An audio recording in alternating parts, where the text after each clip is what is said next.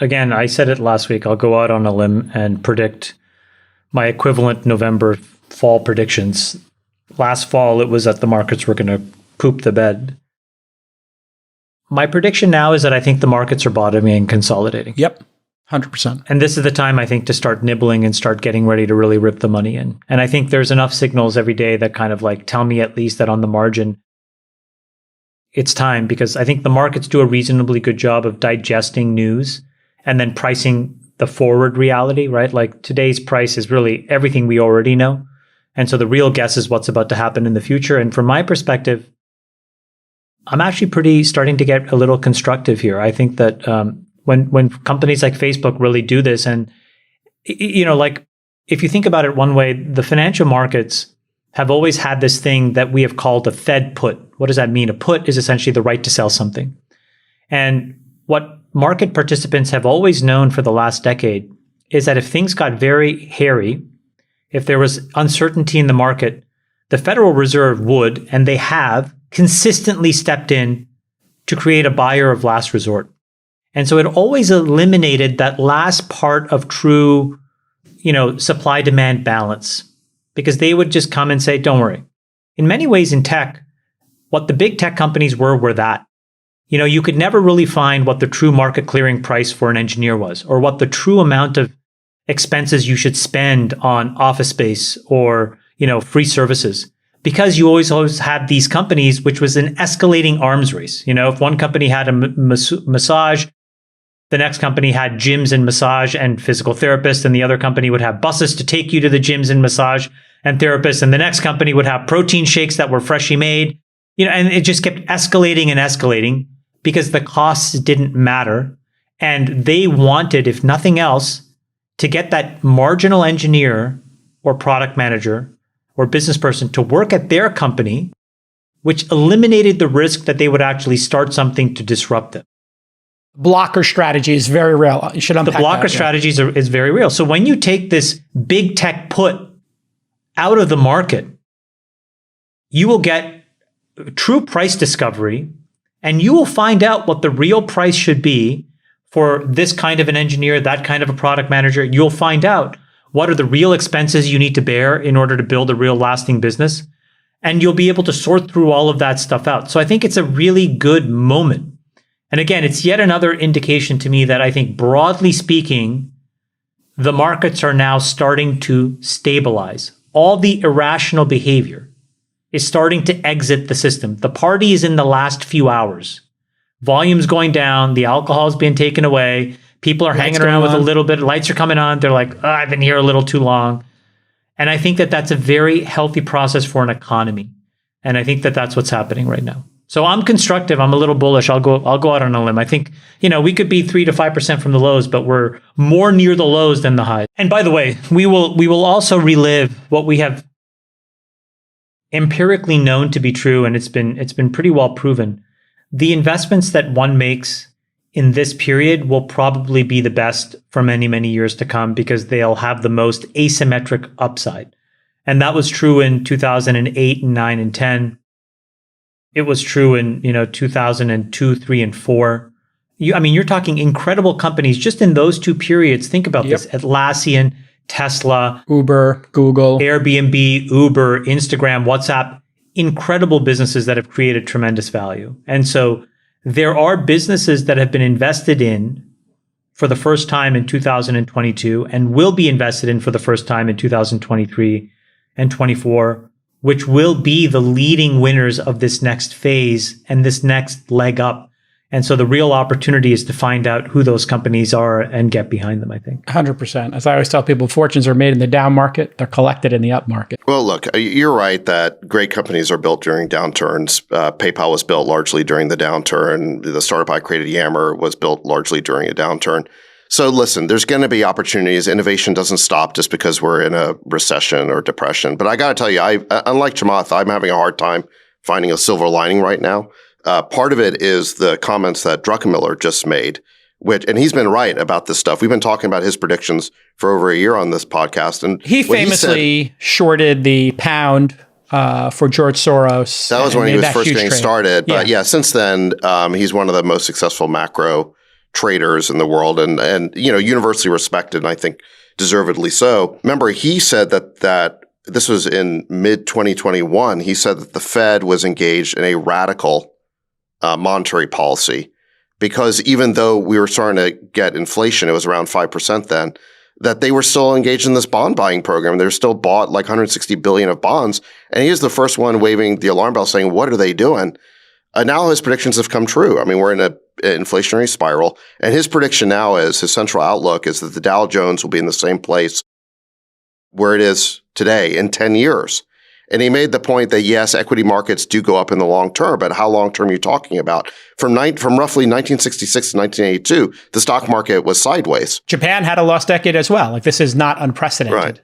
Right. After an asset bubble. Right. And then from the Great Depression, it took until 1955 for the stock market to recover.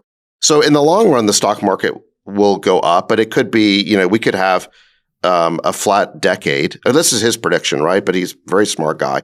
And then on top of that, that's not to say that you can't be one of the ones who make money during that period, because lots of people do. But we're in for, I think, a very tough economic period because of just this radical expansionary fiscal and monetary policy we've had. Basically, the Fed and the administration printed, the last two administrations, but especially this one, printed $10 trillion over the last couple of years. And the hangover just fact check on that, Sachs. Most of that was under Trump, but continue.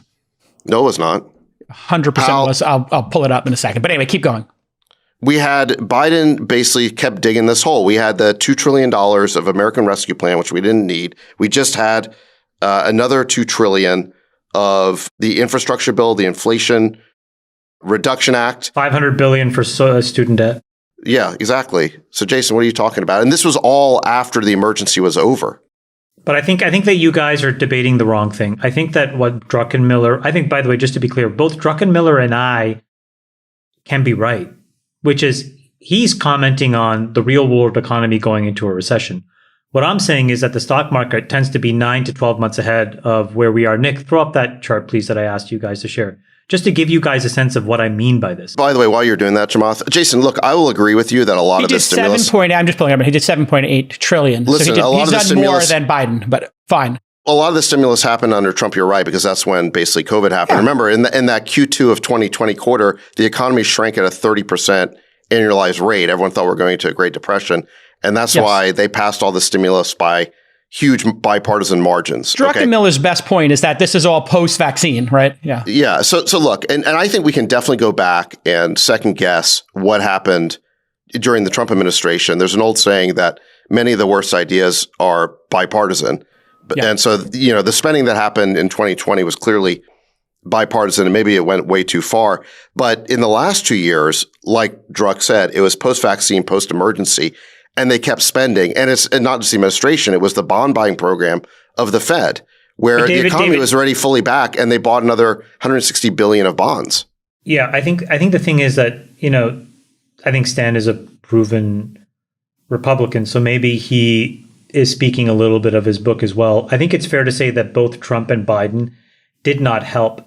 But overwhelmingly, I think where the problem stands is a central bank that was the same through both of those administrations. And I think we should probably focus on them because you're right. What they did was excessive. And what they essentially said is that if there is volatility beyond a certain amount and people cry uncle, we will not allow the markets to sort themselves out in an orderly way. We will step in. And that's what, again, what we just talked about, the central bank put. In this case, the Fed interventions, yeah, and these interventions really pervert a market because you don't know what's going on, and that has huge ramifications in the real economy. So, Nick, if you could just throw up this chart, the thing that is really important here, and what this chart shows, is essentially all of the hiking cycles that we've gone through since 1983. So 83, 87, 94, 99, 04, 15, and the current one.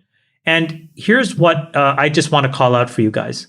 What's incredible is that other than the one in 83, so this is sort of like, that last big one, what we've seen is that the stock market has a tendency to immediately go to the conclusion very early on in a rate hiking cycle. And now, why is that important for normal folks listening to this thing? Well, the reason why that's important is right now we're in month 7 of a cycle. We obviously don't know how long it's going to be, but the odds are improving every day that we're near the end versus the beginning. And why that's important is, again, if you're thinking about when to, buy equities, for example, this is a really instructive guide, because what it tells you is the closer we get to the end, or more importantly, the closer we psychologically know that the end is coming, we start buying. And that's just a broad-based statement that has been true. So, what you see right now, I think, is really interesting, which is that despite all the bad information, oh my gosh, the Nord Stream pipeline blew up. Could it have been sabotage? Was it the CIA? Was it the Russians? Oh my gosh, big tech is slowing spending and firing people.